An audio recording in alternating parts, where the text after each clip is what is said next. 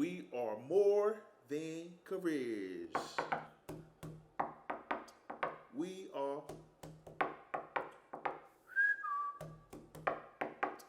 we are more than careers.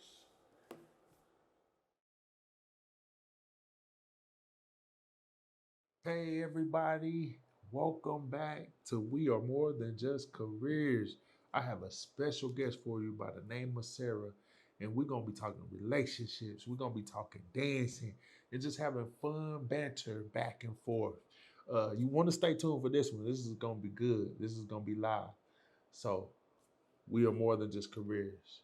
Stay tuned. Peace. Sarah, how you Yes. doing? I'm You good. good? I'm You good. good? Oh man, Yeah. you know what?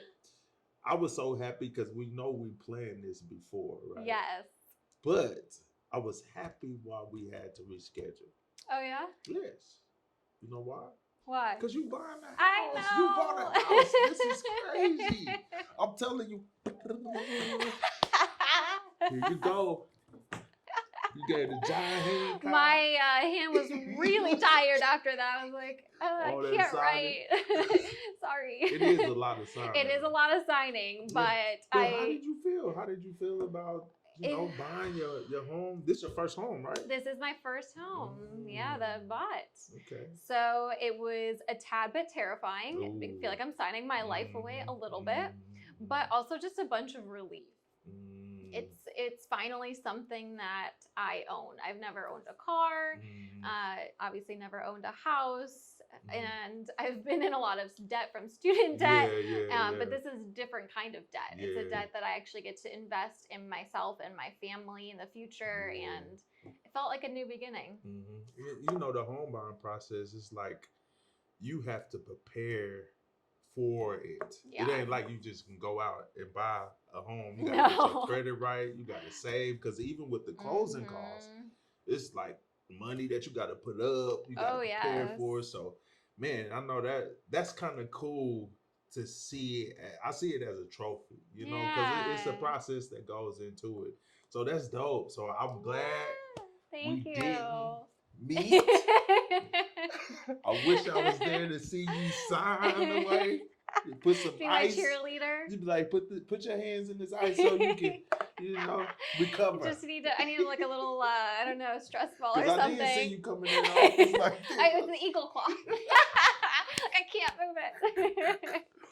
No, that's so funny. That is so funny. Yeah, but it's wonderful. It really is. So I'm a real adult, is what I think now. Maybe. Like I kind of know what I'm doing, but yeah, it's weird. Prior to that, yes, buying this house, because this is like a big staple in your life right now. Yeah. You had a whole story prior to that. Yeah. Who is Sarah? Who is Sarah? Beyond careers, who is Sarah? What a question. Ooh. No pressure. It's like existential crisis. I would say, okay. Do I start from the beginning? Probably. Or whatever you want to say. Who is Sarah? I would say Sarah is relationship oriented. That's probably the biggest thing in my life. No matter where I am, that's what I'm always thinking about. I'm thinking about who are the other people around me? What are they thinking? What are they feeling? And how is that interacting with what I'm thinking and feeling into the environment that we're in? So, from friends and family, I was never somebody who had a massive group of friends, but I have had a consistent small group of friends my entire life because I am very focused on those relationships and intentional about where I'm putting the energy into those relationships. So for my family and my friends, and even, just in grocery stores or at work, I'm constantly thinking about how do I think about other people versus what I'm doing and how do I build connections. Okay. I got one question where, because we know relationships are important. Yeah. If we even connected to careers like networking, Yeah. building those relationships, Hmm. and just really investing your energy and time and Yeah. effort into cultivating relationships that will pay you dividends. Right. So that is awesome because in your interview, that is what I kind of picked up on, Hmm. is that you really, really value relationships. So Yeah. if you can kind of tell me, like, what are some key components into maintaining a relationship Yeah. that you feel? Absolutely. I think the first is an authenticity or a Mhm. genuine nature in Mhm. cultivating a relationship and a connection, because you don't want it to feel forced. Oh, like I have to check the box. I have to talk to this person because I'm going to be Mhm. working with them. Mhm. But actually getting to know the person behind the facade or behind what you immediately see, Mhm. that's what really draws me in. And I think that's what actually builds something. Mhm. Uh, Mhm. Understanding people's families and their outside hobbies and interests. Mhm. That's really how important I think it is to not just talk about what you want to be talking Mhm. about, like talking about work or talking about how can you help me get a job, Mhm. but who are you and who am Mhm. I and what do we connect on? Mhm. So that's the biggest thing that I've felt and noticed within myself in terms of actually sustaining relationships, is starting Mhm. that foundation off. Mhm. But then also consistency. It Mhm. is really easy to set up a bunch of meetings with people and talk to them once Mhm. and then just forget about Mhm. it. Mhm. And it's also really difficult to talk. Let's say you're trying to meet with a bunch of companies that you're looking to have a job at. It is difficult to constantly be connecting and setting up other meetings, but that's part of how you build relationships. I mean, think about your family, your friends, the people you've known a lot of your life is because you've known them over a course of time. You didn't just immediately say, "Oh, I met you once. I like you. We're going to be friends forever." You keep talking to them. You keep doing things with them. It could be things related to how you initially met, but it could be something completely outside, like going bowling with your coworkers or doing something that's not related to what you're focused on. To me, really helps facilitate a better long-term relationship. Mhm. And I like your perspective on that because it's not a perspective of what can I get. Yeah, You know, it yeah, ain't like that. A person that you get in a relationship with, and they always mm-hmm, wanting without yeah, that reciprocation or reciprocal mm-hmm, matter. It's like it's difficult to be in a relationship with somebody if it's networking or in your mm-hmm, office or even in your personal life. So my question to you is how, because you value relationships yeah, and those things might come up. How do you mm-hmm, manage your emotions, or how do mm, you protect yourself from being emotionally overwhelmed, or mm-hmm. protect or guard yourself from just being in a toxic relationship that you feel like that's all you're doing is giving. Yeah, that's a really great question. Mm-hmm. And gosh, I think part of it is being self aware, because I know I've had friendships where I felt like I was always the one reaching out. If I would wait, let's say, an extended period of time because I got busy and we hadn't talked in a while, and they never thought to send me a text or call me or even interact with me on Mm-hmm. social media, Yeah, yeah, yeah, things yeah. like that. I think it's being aware enough where you're really trying to evaluate yourself, where you're putting your energy every single day. Mm-hmm. And it probably gets to a point for me where I say, you know what, this relationship has probably run its course for the period that we had it. I Mm-hmm. don't think that relationships have to be forever and connections have to be forever. Mm-hmm. Sometimes they're for a period of time in your life when you need them Mm-hmm. and they need you, Yeah. but that sometimes things kind of run its course, and then you have to know where to hold back and kind of reset and think through, is it really important enough to keep putting your energy there? Right. and how is that affecting you? Because you also have to live your life every single day, and you need to be happy. And if you're not receiving a similar output that you're giving, it's just, you have to need to be self-aware and need to be okay with understanding that maybe something isn't going to last your entire life. That's so good. Yeah. Now, I do have a relationship question. Sure. Because What you got? you are married to a guy that is taller than Shaquille O'Neal. I actually don't even know how tall is Shaquille O'Neal. That is strong as John Henry. That- You're making a lot of that is- assumptions right now. He'll be very happy you said that.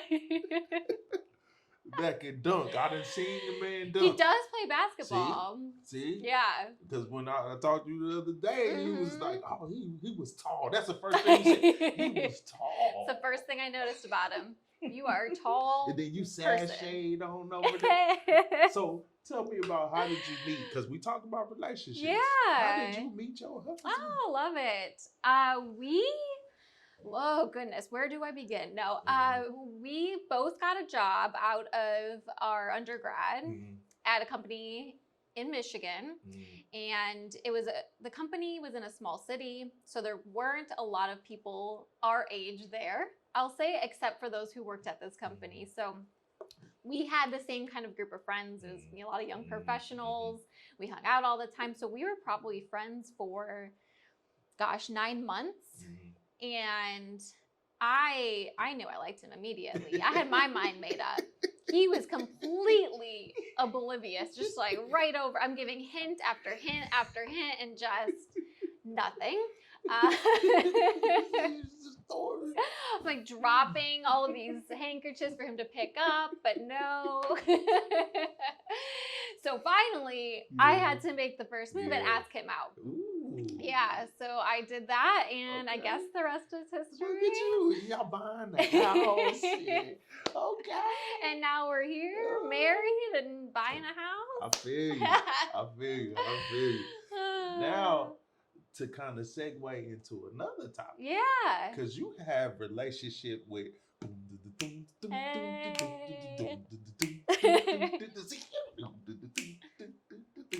you have a relationship with dance. Yes, sir. Talk to me about that. Oh, dance is my outlet. It is a place where I've never felt more myself than when I dance. I think when I'm at work, there's a side of me that's shown. I think when I'm at home, there's a side of me that's shown.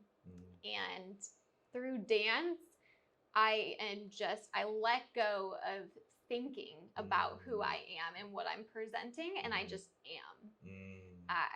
I just get to be me and express myself through movement, through music, and it is truly something that relaxes me. And even if I'm drenched in sweat and it's work, it's a very intense sport, but it really does mentally relax me and takes me away from the stressors of the day-to-day and what I'm dealing with.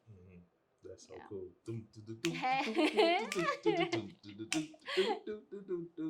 So you got to take me back to the first time where you had that dance performance. Your first dance performance, because you're a Zumba instructor, right? I am a Zumba instructor. So now you're teaching, but when was the first time where you were taught and then it was time to deliver what you received? That's a really good question. I actually started dance when I was 3. 3? Yeah. So my mom, she never You grew. didn't do the I'm a little too No.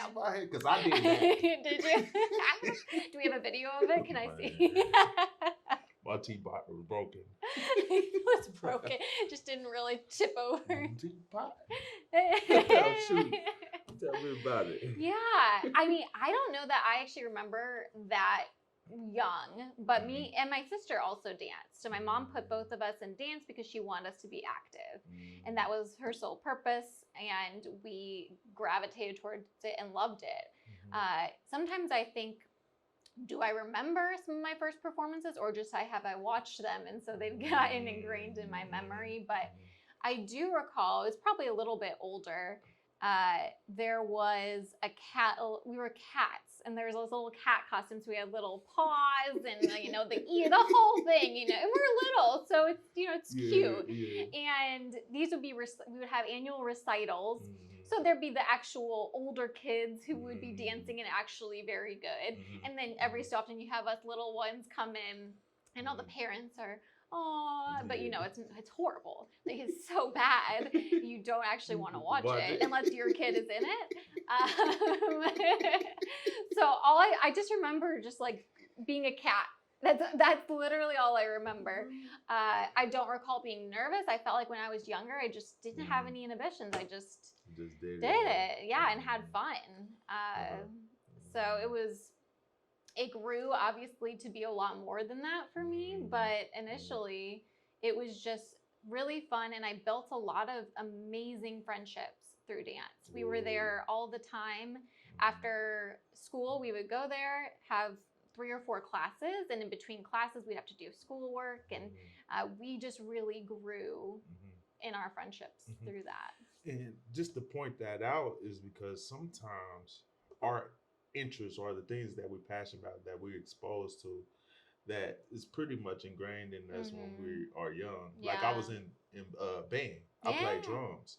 But drums allowed me to meet some amazing people that exposed me to different things. Yeah. So have you ever had a moment where dance took you somewhere else that you wasn't even expecting? Absolutely. One of my good friends in dance growing up, her family is Filipino, and I knew nothing about the culture. And she would invite us over for different parties and different occasions to celebrate some things related to the culture. And her mom would bring in dancers that did some more traditional type dances from their culture. And it was, in food, I was exposed to food and all these different things that I did not have in my household because they didn't know about it. And so that's a time where I vividly remember feeling like, wow, the world is so much bigger than me and my house. There's so much to know. And that's what really, honestly, probably got me really interested in learning and exploring and traveling. That is so cool. Yeah. And that's why we be telling students sometimes, if you're interested in it, go after it. You know, if it's positive, if it's something that just really draws you, especially with dance or extracurricular activity, be involved in it, because you just never know where it will take you. And you also don't know how much it can add on to your life, both professionally and personally. Like I talked about personally how it's my outlet, but professionally even, I've had times where I can bring that passion to my workplace if the work is not that passion. Like I have passions other than dance, but I'm able to share that sometimes with coworkers. So at a previous job, I was able to host a Zumba session after work. So everyone was getting active. And it was really fun. So it's nice to be able to share that side of myself to other people who might only see, like I said, the person that I am at work. Oh man, that is so cool. I think you need to do some beatboxing and then...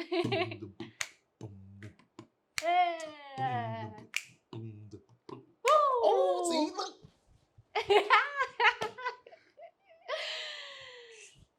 That's good. So, but no, that is so good. Just a relationship with dance and the value that you have with relationships. So you have a relationship with higher ed. Yeah. Because you got your degree in higher education. Yeah. Right after you fresh, you like a little baby. You like the rabbit. You know, popping into the career center, right, fresh off of the graduation. How did you feel being in the career center in higher education? Because you did say you went to corporate. I did. You came from corporate to careers. Yes. I was in corporate finance and corporate HR as a recruiter. Yep.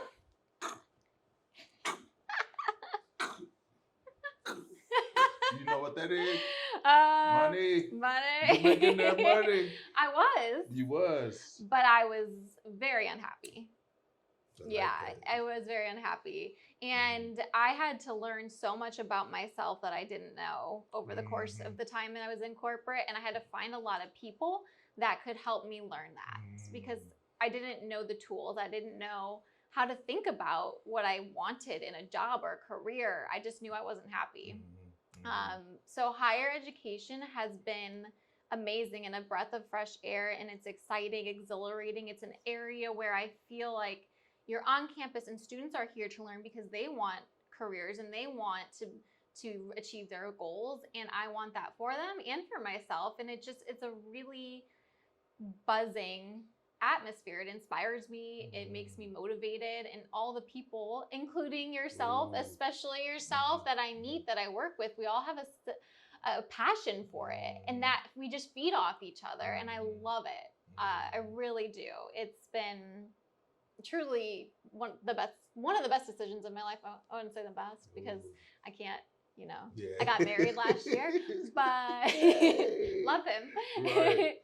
But as tall as Shaquille O'Neal. yeah, well, he honestly, he supported me so That's much so cool. in quitting my job and going back to school and getting this new job. He was there, and I am forever grateful for that because it really was a turning point in my life. Man, that is so cool that you really connected with your values and what's important to you. And I know sometimes we get lost in money or shooting for the money and pay, but sometimes that ain't what it is. About passion and purpose and impact.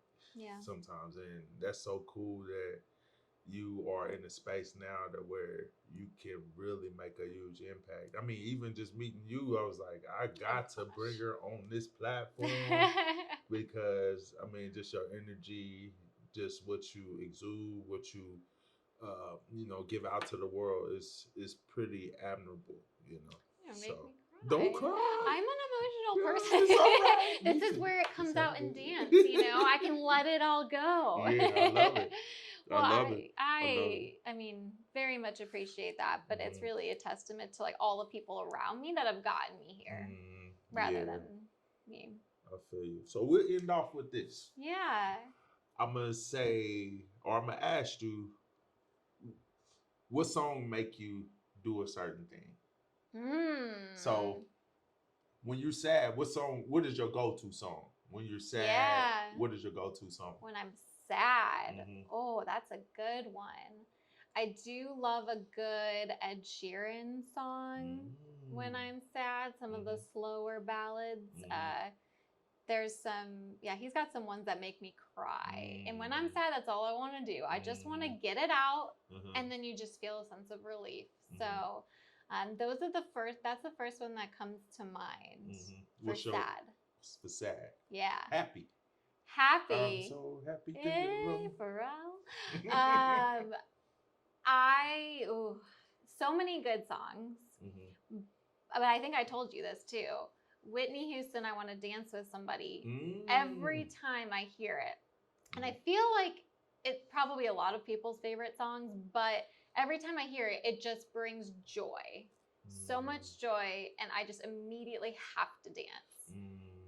I absolutely love it because I do. I just want to dance. I mean, I don't have to necessarily dance with somebody. I just want to dance. And so that song brings that to me between the words, but then really just the behind the words feeling and vibe that I get from it. Love it.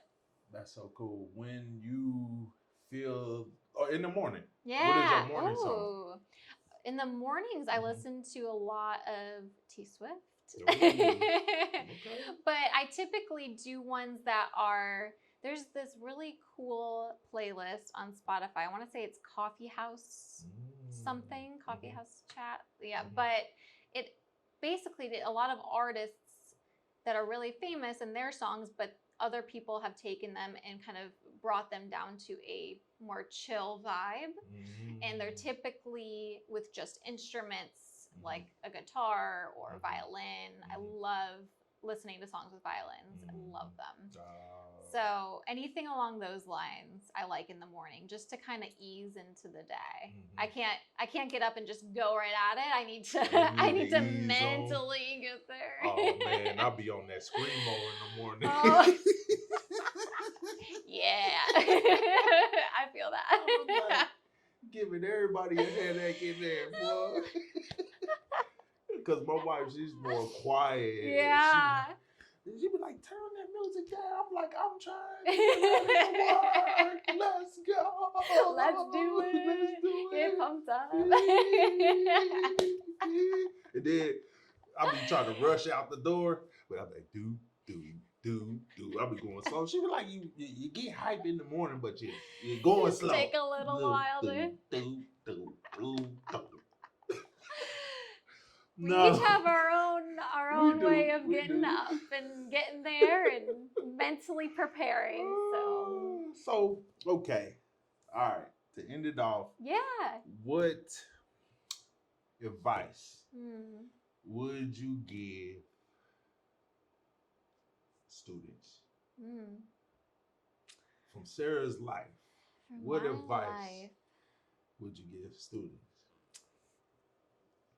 I would say that you know yourself better than anyone else does. And you might not know what you don't know. And there are people here everywhere that want to be here, like you and myself, to guide and help and ask questions and, you know, give some perspective from our own experiences. But you as a student, you have your own experiences. You have your own interpretations of things, and just rely on yourself too. Rely on that you know yourself. And so absolutely, like, seek out advice, seek out mentors, seek out people who you can learn from. But at the end of the day, still stay true to who you know you are. I love that. Yeah.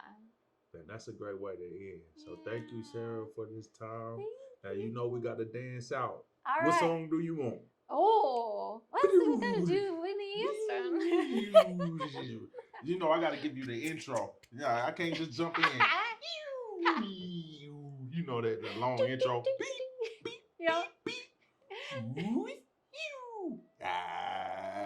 I'm coming around the eat, coming around the eat, coming around the eat, coming around the mountain when he comes. Hey.